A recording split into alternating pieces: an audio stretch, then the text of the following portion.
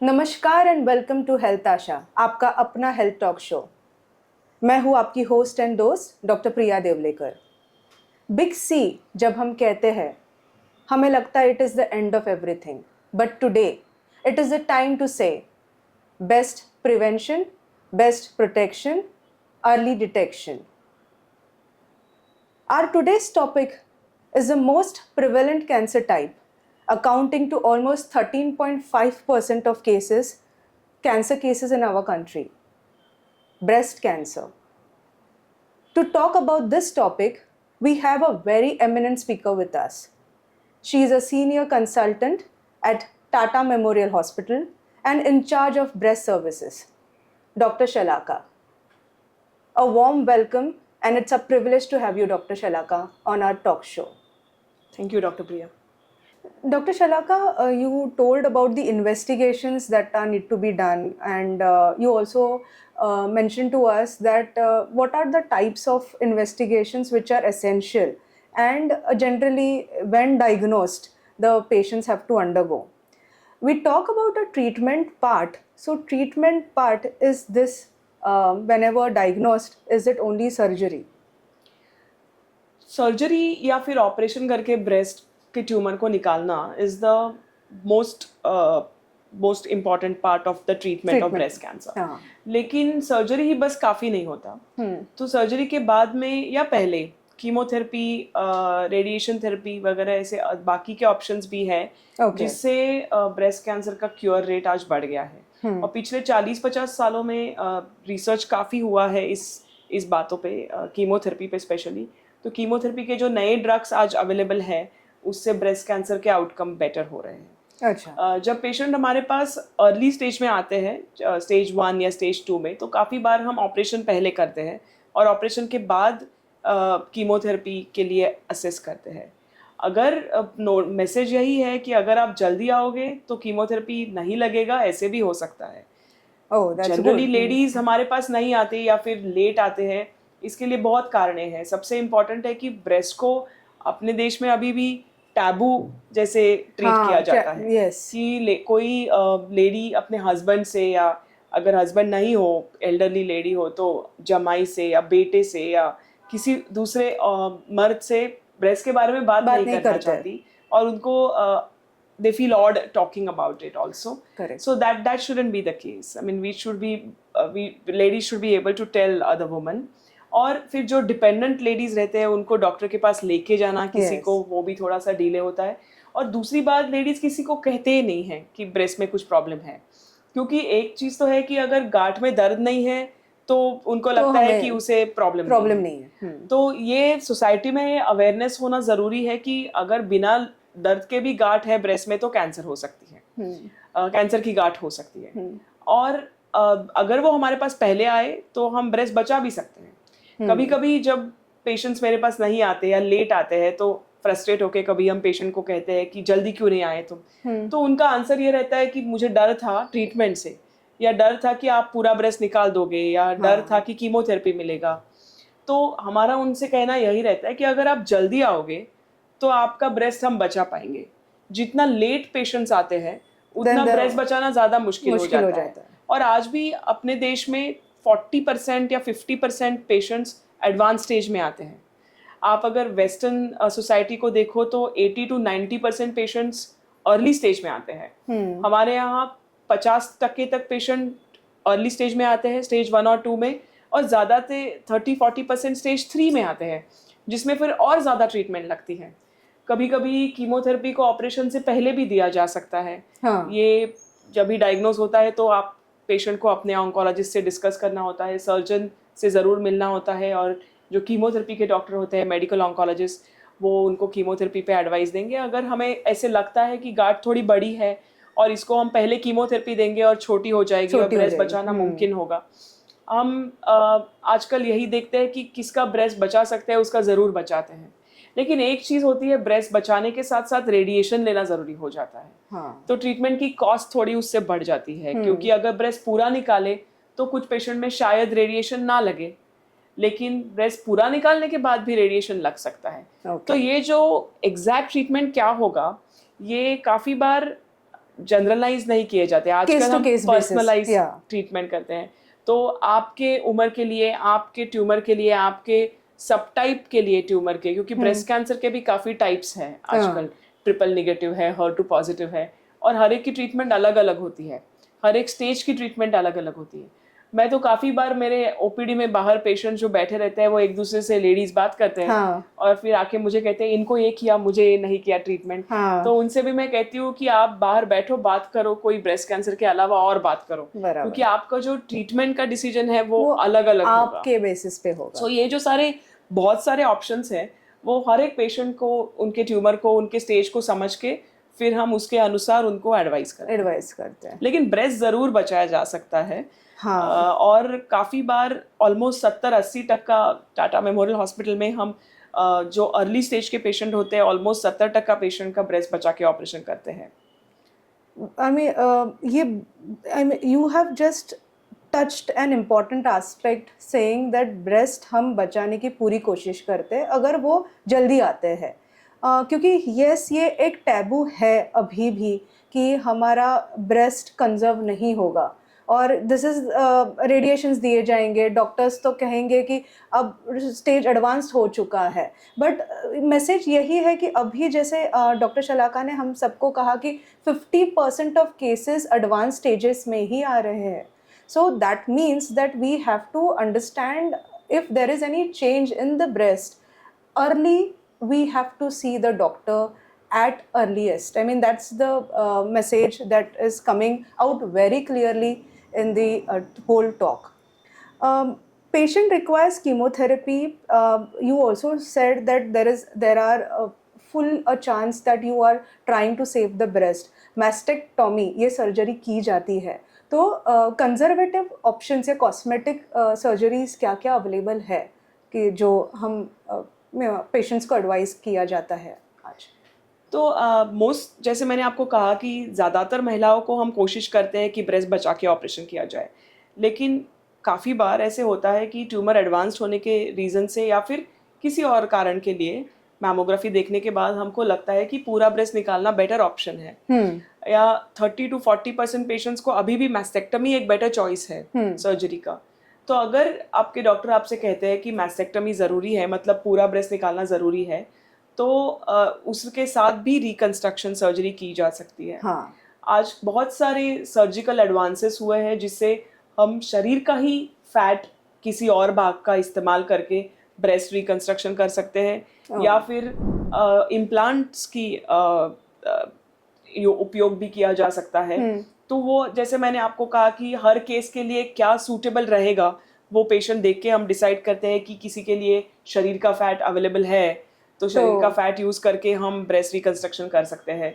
उसके लिए special plastic surgeon की या माइक्रोवैस्कुलर सर्जरी की ज़रूरत होती है, जो काफ़ी जगह पे आजकल अवेलेबल है। ट्रेनिंग और रिसर्च और एजुकेशन उस डायरेक्शन में हो रहा है दुनिया भर में या भारत में भी, और ये ऑप्शन अवेलेबल है। दूसरा ऑप्शन जैसे इम्प्लांट्स का मैंने कहा, तो उसमें भी काफ़ी आपके बॉडी के साइज़ और शेप के, ब्रेस्ट के शेप के अनुसार से सिलिकॉन इम्प्लांट्स भी यूज़ किए जा सकते हैं। हर एक चीज़ का राइट इंडिकेशन होना है। हाँ. तो जैसे सर्जन से आप जब मिलेंगे तो ये सारे डिस्कशन हो सकते हैं कि पहले तो ब्रेस्ट बचाया जा सकता है कि नहीं, और अगर ब्रेस्ट नहीं बचाया जा सकता तो मैस्टेक्टमी के साथ में रिकंस्ट्रक्शन किस तरह से हो सकता है। और ये रिकंस्ट्रक्शन अगर आपके अच्छे सर्जन ने और अच्छे डॉक्टर ने परफॉर्म किया तो इसका रिकवरी भी काफ़ी क्विक और जल्दी हो सकता है कि आपका बाकी का ट्रीटमेंट, कीमोथेरेपी या रेडिएशन थेरेपी, उसको डिले ना होए। आपने मुझे याद है थोड़ी देर पहले ये भी कहा था कि रेडिएशन लग सकता है, कीमोथेरेपी लग सकता है। क्या ड्यूरेशन तक कीमोथेरेपी लेना पड़ता है? So again this is individualised, मतलब केस टू केस बेसिस पे, बट मिनिमम ऑफ 3 months अगर कीमोथेरेपी की ज़रूरत पड़ी तो कम से कम 4 साइकिल जो 3 महीने लगते हैं, हाँ. ये मिनिमम होता है। 1.5 years तक कीमोथेरेपी चल सकता है। अच्छा. तो कुछ टाइप्स के ब्रेस्ट कैंसर है, ट्रिपल निगेटिव, HER2 पॉजिटिव, जिसमें 1 year तक मेंटेनेंस कीमोथेरेपी या मेंटेनेंस टारगेटेड थेरेपी इंडिकेटेड होती है, और ये थोड़ा लंबा ड्यूरेशन तक ट्रीटमेंट चल सकता है। तो मैंने काफ़ी बार पेशेंट्स देखे हैं कि उनको ब्रेस्ट खोने का इतना गम नहीं होता, लेकिन कीमोथेरेपी से बाल खोने का ज़्यादा गम होता है. मैं यही सोच के आपको पूछने ही वाली थी कि यस, पेशेंट्स को वो ज़्यादा डर होता है कि इसमें बाल झड़ेंगे, और 3 महीने से अगर 1 साल या उसके ऊपर अगर लग रहा है तो obviously there will be some side effects which will be there. So I think इसका भी एजुकेशन या उसका भी काउंसलिंग किया ही जाता है जब भी आप वो ट्रीटमेंट एडवाइस करते हैं. हमने कीमोथेरेपी की बात की, तो ऐसा कोई सर्विलेंस होता है जो मतलब फॉर अ फर्दर रीअकरेंस, एक बार ब्रेस्ट कैंसर हो गया, उन्होंने ट्रीटमेंट ले ली, उन्होंने रेडिएशंस ले ली, कीमोथेरेपी ले लिया, तो is there any surveillance which will help us that this disease will not occur again? Right. तो ट्रीटमेंट ख़त्म होने के बाद जब पेशेंट कैंसर फ्री, ट्रीटमेंट ख़त्म होने के बाद मैं तुरंत ही पेशेंट्स को कह देती हूँ कि अभी आप कैंसर फ्री हो, और उसके बाद में उनको अपने ऑन्कोलॉजिस्ट के साथ फॉलोअप में रहना पड़ता है. ये जो रिस्क ऑफ रिकरेंस रहता है, मतलब कैंसर में सबसे ज़्यादा डर हमें इस बात का रहता है कि वो वापस आ सकता होगा है. लेकिन जब मैं पेशेंट्स को कहती हूँ कि डायबिटीज़ या ब्लड प्रेशर, ये जो बाकी सारे लाइफस्टाइल रिलेटेड डिसऑर्डर्स है, वो किसने पूरे तरह से ठीक किए हैं. बराबर. जब भी किसी को ब्लड प्रेशर होता है हाई, तो ऐसा थोड़ी होता है कि हमने एक हफ्ते भर की गोलियां दे दी और फिर अभी खत्म हो गया. वो भी तो लाइफ लॉन्ग गोलियां खानी पड़ती है. Similarly diabetes, once you start the treatment it is life long. So treatment for cancer may not be life long, but the followup is life long, क्योंकि ये जो रिस्क रहती है कि बीमारी वापस आ सकता है, वो रिस्क अनफॉर्चुनेटली कभी जीरो नहीं हो जाती. लेकिन अब जैसे मैंने पहले भी कहा कि जितने अर्ली स्टेज में डायग्नोसिस होगा, उतना ये बीमारी वापस आने का रिस्क कम होगा. तो अगर हम स्टेज 1 की बात करते हैं तो 90% से ज़्यादा लोग ठीक हो जाते हैं. 10% रिस्क ऑफ रिकरेंस रह जाती है. अगर हम स्टेज 3 की बात करते हैं तो 60% लोग ठीक हो जाते हैं और 40% रिकरेंस की रिस्क रहती है. तो जितना अर्ली स्टेज में पेशेंट हमारे पास आता है, उतनी वापस आने की कैंसर रिस्क कम रहती है. So the cure rates what we call are higher in earlier stage, and that is the whole point, is to go and see your doctor when you are having an early stage cancer rather a late stage. तो risk of recurrence के लिए हम patient को follow up में रखते हैं 6 monthly. पहले 5 साल उनको हम फिजिकली तपास के देखते हैं. Physical examination. लेकिन every yearly we can do a mammography to look for a recurrence in the same breast, अगर ब्रेस्ट कॉन्जर्वेशन हुआ हो, या फिर द अदर ब्रेस्ट अगर मैस्टेक्टमी हुआ हो. So once in a year and a half, once in 2 years, a mammography has to be done. Some blood tests will have to be done as a part of their routine treatment. Yeah. Other than that, no special investigations are required. It is not required to do a PET CT or a CT scan or an ultrasound in every follow-up. But again, this may be case-based. तो कुछ situations ऐसे हो सकती है कि हम patient को CT scan follow-up में करने को कहे, लेकिन यूजुअली बस फिजिकल एग्जामिनेशन ही काफ़ी रहता है. ओके. इसका प्रोग्नोसिस कैसे होता है, मतलब once detected, how is the prognosis? So again, that depends on the stage in which you are diagnosed. I think, since everything is, and the whole purpose of this talk that you are conducting is to make people aware कि जितना जल्दी cancer को detect करे वो ठीक होने के chance रहते हैं. और टाटा मेमोरियल में तो हमारा जब ही से इंसेप्शन से यही मोटो रहा, cancer is curable if detected early. So it is curable only if detected early, and early detection is the key to better prognosis. So the earlier the stage, the better is the outcome. Other than that, there are certain subtypes of breast cancer, जैसे triple negative हो, वो थोड़ा सा aggressive होता है, उसमें थोड़ी recurrence की रिस्क ज़्यादा होती है कंपेयर टू कुछ पेशेंट्स को टैबलेट, हार्मोन थेरेपी की टैबलेट्स मेंटेनेंस में दी जाती है, जिससे वापस कैंसर रिकर होने का चांस कम हो जाता है. So depending upon what subtype of breast cancer you have, the risk or the prognosis depends on that. And the stage, of course, the earlier the stage, the better the prognosis. You mentioned a lot of treatments which are required, like the mastectomy, the cosmetic surgery part, the reconstruction part.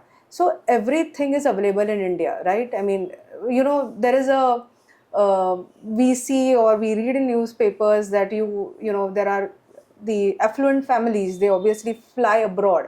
So everything is available in India, right? Absolutely आज भारत के काफ़ी metro cities में, major cities में और even tier 2 cities और tier 3 cities में cancer का treatment हो सकता है। आजकल गवर्नमेंट की भी काफ़ी योजनाएं हैं जिससे पेशेंट को थोड़ी सी फाइनेंशियल हेल्प भी मिल जाती है। Oh, that's good. Philanthropic organisations है जो इंस्टीट्यूशन से अटैच रहती है, जो काफ़ी पेशेंट के ट्रीटमेंट के मदद के लिए फाइनेंशियल सपोर्ट करती है। So Tata Trust is one of them and there is an effort towards making sure कि जो पेशेंट डायग्नोज हो उनकी ट्रीटमेंट भी कंप्लीट हो जाए। So there is definitely everything available. जैसे patients भी हमारे पास आते हैं वो पूछते हैं कि I have all the money in the world. Should I go to New York and get this treatment? Absolutely. So majority of the new treatment protocols are applied in our country quite quickly. Achha. Sometimes the cost of the drug can be a hindrance. So especially the drugs which are newly available in the Western market, who haven't yet lost their patents, the treatment can go quite. The cost of treatment can be very high. Very high. Okay. For that also, a lot of Indian biosimilar drugs are now available. जैसे HER2 positive में जो targeted therapy दी जाती है, मुझे याद है 15-20 साल पहले हम 2% या 5% लोगों को वो दे पाते थे। आज वो ड्रग की कॉस्ट कम हो गई है इंडिया में, काफ़ी अफोर्डेबल हो गया है। Almost 60-70% who deserve it are able to afford that treatment. दूसरी बात इंडिया में यह है कि वो आउट ऑफ पॉकेट एक्सपेंडिचर होता है पेशेंट का।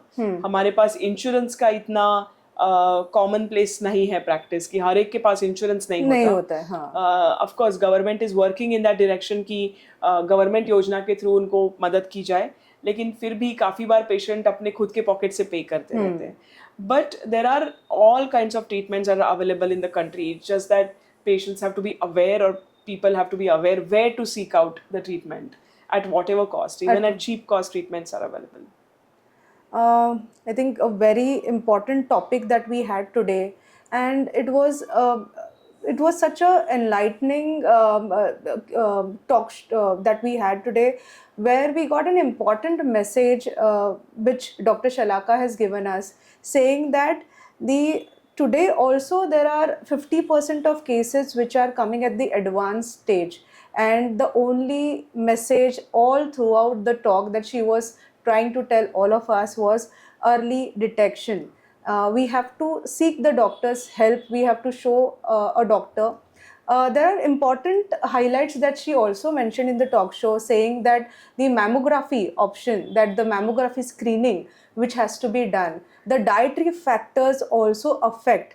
And she has also told that adapting to a lifestyle change, the Western lifestyle that we are currently shifting towards, we have to also go towards our Indian Indian diet or Indian lifestyle that we have. The screening, when she also mentioned that self-examination of the breast, still a taboo, but we have to lose or we have to just get out of that taboo, and we have to do self-examination. There are so many important highlights that were covered in the talk, and Dr. Shalaka, having an eminent speaker like you on this talk show, we have had a series of discussion, a series of information that you have given us, an important message that you have given us, and it was really a pleasure having you on our talk show. And thank you for being a part of this health drive awareness and delivering such a beautiful talk in a simple language which is understood by all of us together.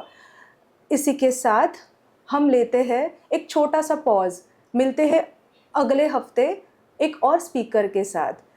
हम आपकी health की शुभ आशा करते हुए अब लेते एक छोटा सा ब्रेक और मिलते हैं अगले हफ्ते।